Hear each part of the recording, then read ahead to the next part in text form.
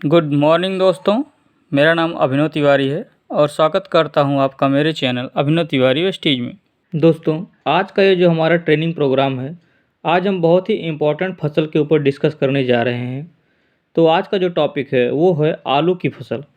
लेकिन उससे पहले अगर आपने अभी तक ये चैनल सब्सक्राइब नहीं किया तो सब्सक्राइब कर लीजिए और बेल आइकन को भी प्रेस जरूर कर लीजिएगा, क्योंकि मैं Vestige related video regularly upload करता हूँ। दोस्तों, हम बात करने वाले हैं किस प्रकार हम लोग आलू की फसल में वेस्टीज का agree product step by step use कर सकते हैं।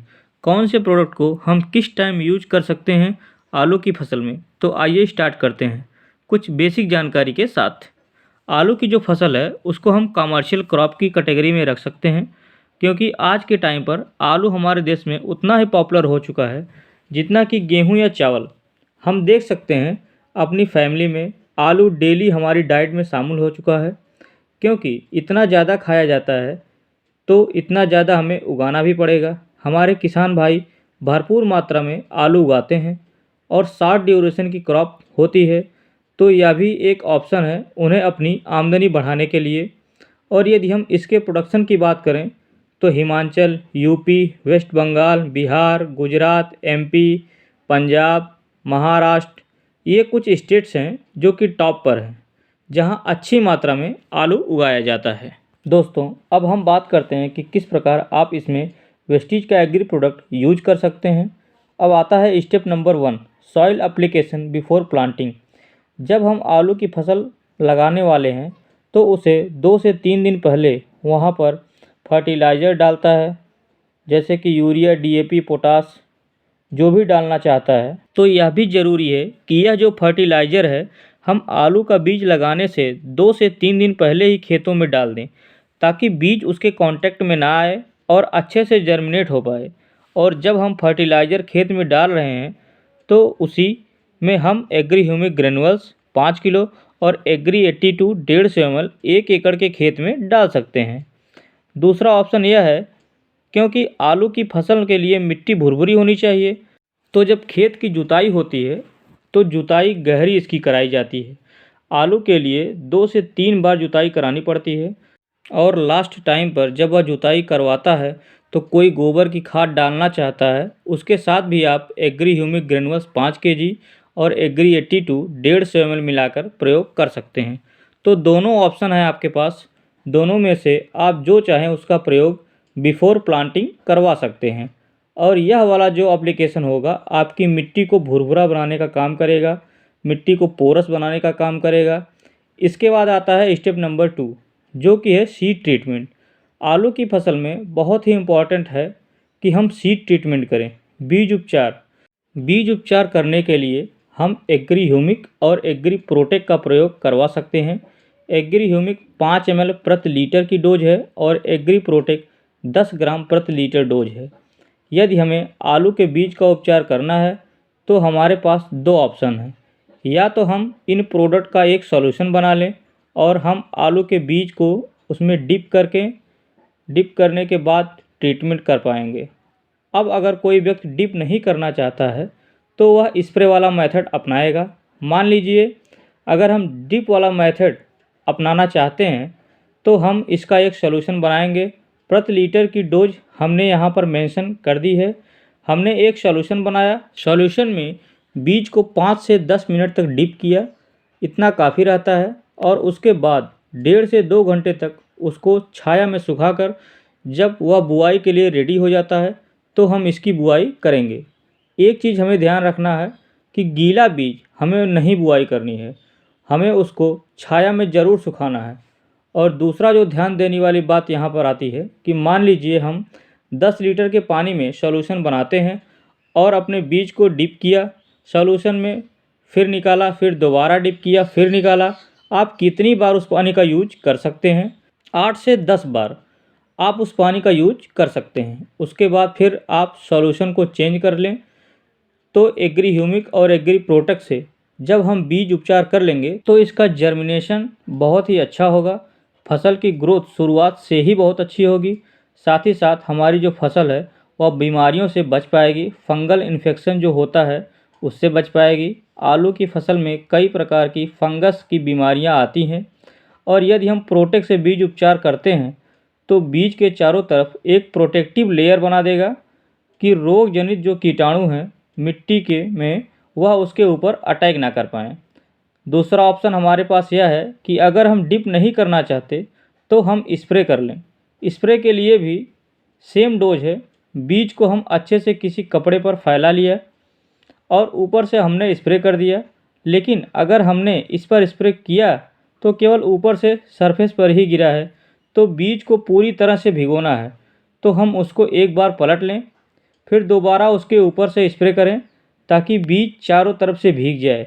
उसके बाद फिर वापस हम उसको छाया में सुखाकर फिर उसे बीज को बुआई के लिए भेज सकते हैं। अब आता है स्टेप नंबर 3, जो कि 30 डेज आफ्टर प्लांटिंग, बुआई करने के 30 दिन बाद।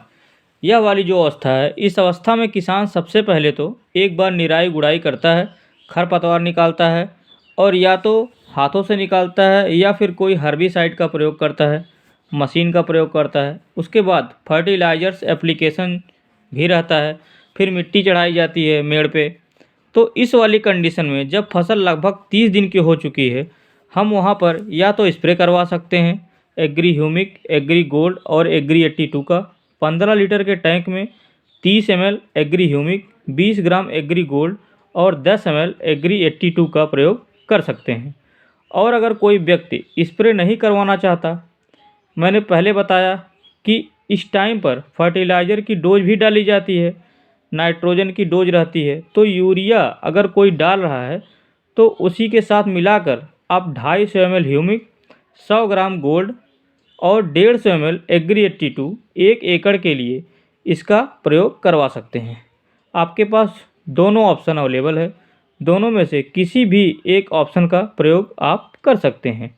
यह वाला जो एप्लीकेशन है पौधों के लिए न्यूट्रिएंट की अवेलेबिलिटी को इम्प्रूव करने का काम करेगा, उसकी ग्रोथ को मेंटेन रखने का काम करेगा, साथ ही साथ किसी प्रकार का कोई स्ट्रेस आने वाला था, टेम्परेचर ऊपर नीचे था, बारिश की कोई दिक्कत थी, किसी प्रकार का कोई बायोटिक स्ट्रेस था, तो उसके खिलाफ भी लड़ने के लिए टॉलरेंस फसल में पैदा करेगा।